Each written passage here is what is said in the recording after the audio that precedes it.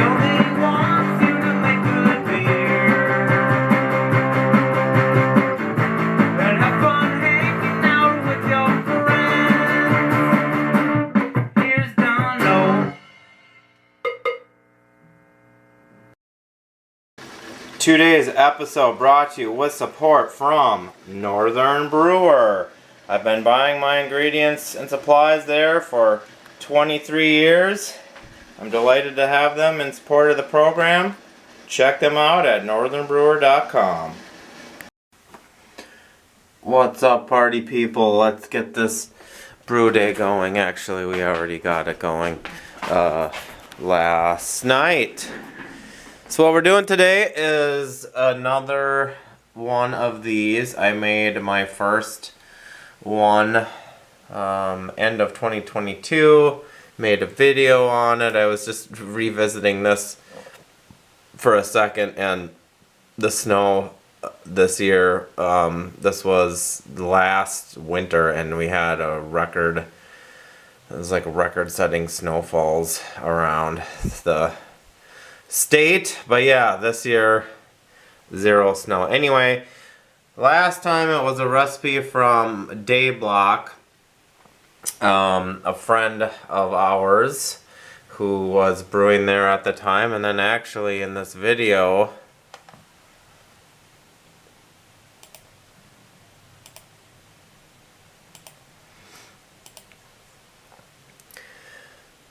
I was able to have the actual brewer of the recipe come over and taste it, so that was fun. But what I'm doing today is a slight twist, and the grain bill is about the same. We can go over that quick, but I decided to do some of my own hops, and I was thinking about this, and the ones I came up with were Chinook and Warrior, and then also some more Chinook. And I was thinking about, why do I like those hops? And I kind of came back to, I think Chinook was part of a Stone Brewing clone that I was doing many years ago, maybe Arrogant Bastard. And then Warrior, I think, was part of a Three Floyds beer, maybe Alpha King. And it was just interesting how I made those recipes at that time, liked those hops, and then just kind of always remember that and have come back to those. And so I thought, well, I bet everyone has a story like that where they just sort of got taken by a hop in a certain place and time for a certain beer or whatever. And so yeah, the recipe otherwise is pretty simple. 11 pounds Bohemian Pils, 2 pounds flaked rice. I'm going to put some white sugar in there. I have this yeast starter going from some washed Mexican lager yeast. And I have 7 gallons of wort under all these blankets in my big brew pot. So I need to boil some of that down. So we'll do that on the stove. And probably get that going. It's been an hour for the boil. I did remember to add the sugar, stirred that in. And now we're going to do the flame out addition. And I will let these sit for 15 minutes. That's my typical practice. And that we'll be getting some flavor, bitterness, and hopefully aroma. Look at that beautiful action. Give it a little stir. Ooh, it's hot, of course, duh. A little swirly swirl. Alright, so they're soaking and spinning, and I can start getting the... Now I did comment how we don't have snow, and it's true, we don't. The reason I have any snow is because this part's in the shade, and some of this is also where I throw the snow when I'm shoveling, so I do have just enough snow for a one snow bath, and then the next time I brew in a few more weeks we'll see how it looks. Things are looking pretty good. A little nerd update. This is my 5-gallon mark, so as you can see, I'm just right about up to it. The reason that's interesting to me is last time I brewed this beer with the exact same amounts of grain, I think it was a different maltster, but 11 pounds of pills, 2 pounds flaked rice, and a pound of sugar. I got 5.5 gallons and about 1064 or 1065. And no, normally I like to try to just get about 5 gallons. So this time when I was collecting the wort, I noticed I had the same sort of thing. I got 4 gallons from my first collection. And so what I did is I used less sparge water. So I had less overall volume.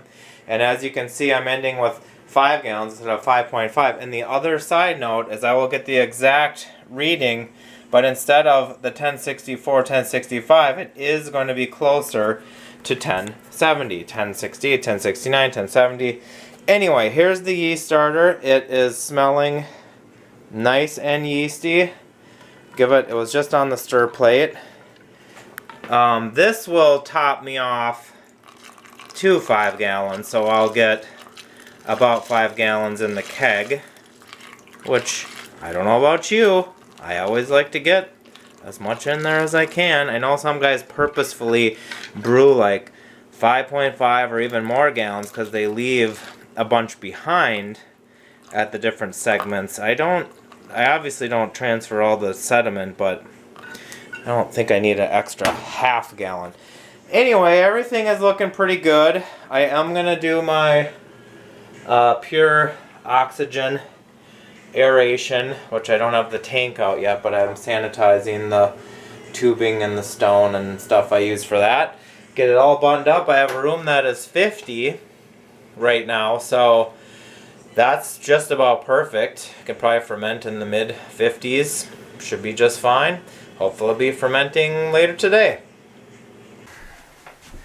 It'll be good enough for government work. That's what I say. Well, here she is. It is about April 12th today, and got down to 1.008 from, I think, 1069. 8% alcohol. It was brewed on February 23rd, kegged on March 8th. So it is roughly a month and a half from brew day. You know, I felt like it was longer than that, but that's all that it is. I mean, I feel like it's been on tap for a while, but it has been on tap for a month, so there you go. We've been sampling it. It got pretty clear. I don't know if I made a note of the gelatin, but I probably would have done the gelatin. I thought you had said specifically you had not. On this one? Yeah. Well, there was the Mexican agave lager, there was this one, there was this German pill. I think I did on this one. Okay. I had gelatin. I just kind of ran out on this German pills, and I didn't have much at all. Like half of it. Yeah, so this one would have got enough regular gelatin treatment that I do. And I think it's quite delicious. Yeah. Mostly in the aroma, kind of in the flavor, but for me I think the predominant thing is the pininess from the Chinook, so it was bittered with Chinook, then a hop stand with Chinook and with Warrior. And we'll get into that. I think that's the main aroma I get. I mean, maybe if you there's like stone fruits. Look in there, you might pineapple, citrus, but there's pine, and into the flavor there's like a lot of pine, resiny pine, lemon rind, and pineapple. I would say are the main 3 things I get. Grapefruit, which is kind of like the lemony lemon rind. Kind of get some grapefruit character.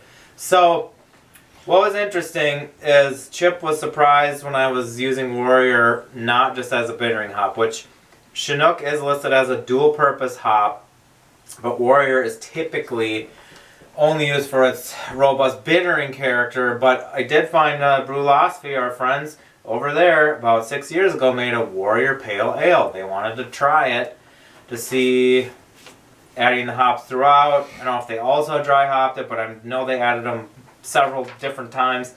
And the main takeaways people got from that were tropical fruit, apple/pear, and citrus.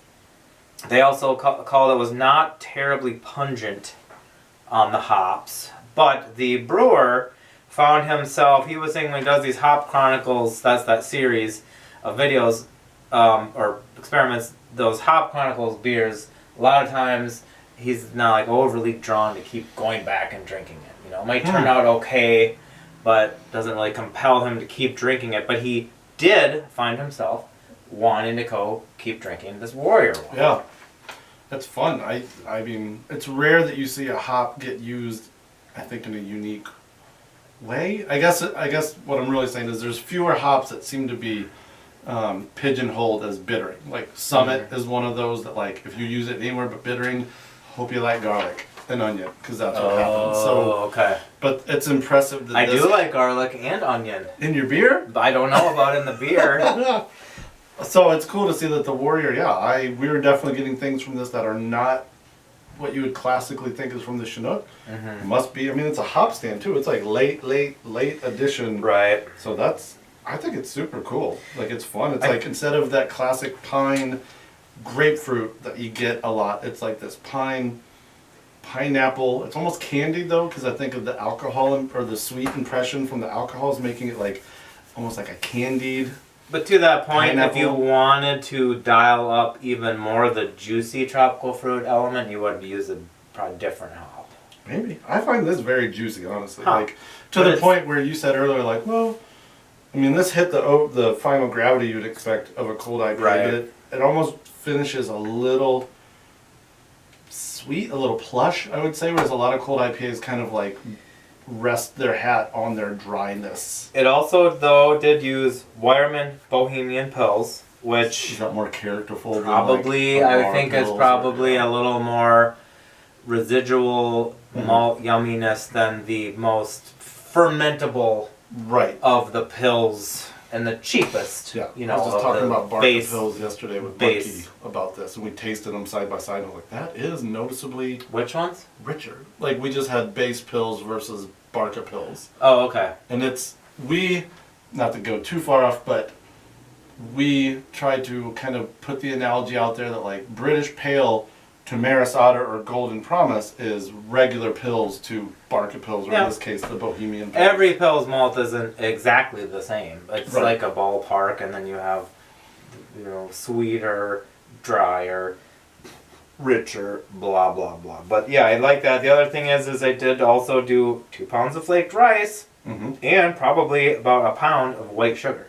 So those also are just drying it out. Yeah, drying it out. I think I did not... Mexican lager fermented at like 60s? No, so that would have been, I was just going to say the one thing where I wasn't trying to follow the style specifically, since it was still cold. Is this a cold IPL, Don? I like well, but it does have the adjuncts. There's 2 different adjuncts. So it isn't... I do sugar in my IPLs, but not rice, typically. So I think it's... It does have like traces of Dono's annual IPL, definitely. For sure. Yeah, now that we it definitely does. talk about it, maybe that's a little that plushness as I think the rice is the only wild card, and I mean, without it just would have been like, well, but different than the IPL. I could have done Warrior and IPL, but it would have just been a little... I would have either had to use more malt to get to the 1069, or it just would have been more like 1060, but... I still think it's a cold IPA, aside from the fermentation temperature.